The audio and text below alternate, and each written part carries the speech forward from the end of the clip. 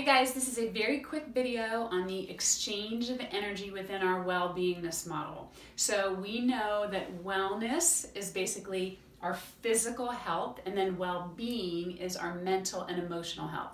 And we want both, or all of them I should say, right? And when we have them, that's what I call a state of well-beingness. I know, it's very clever. So over here on the physical side, we know that there is an exchange of energy. There is a science behind when you breathe in and there is an oxygen and carbon dioxide exchange, right? There's literally an exchange of energy that also occurs with chemicals and food and when we sleep. And so this is almost like, the science of wellness over here.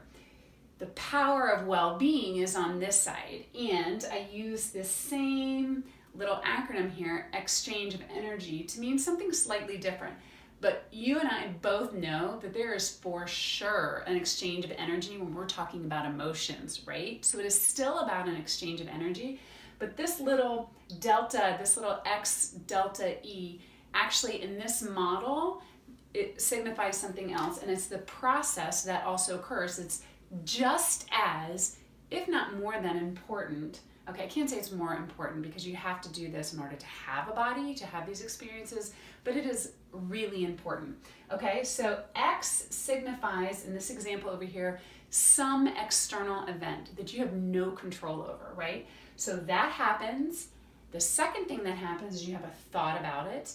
Then you have an emotion, which triggers emotion.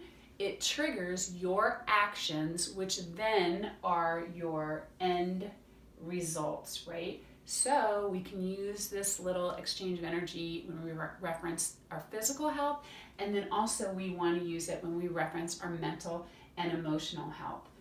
So why is this important?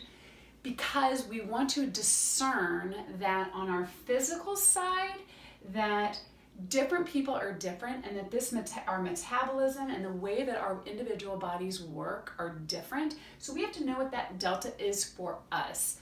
How does flour and sugar impact my body versus how does it impact somebody else's? And so we have to know the science of that. And over here, we have to know the science of how your thoughts trigger emotions that also trigger your actions that have end results in terms of everything else in your life, your relationships, how you handle stress, etc., etc. So when you understand the science behind wellness and also the power behind your well-being, then you really, really have well-beingness.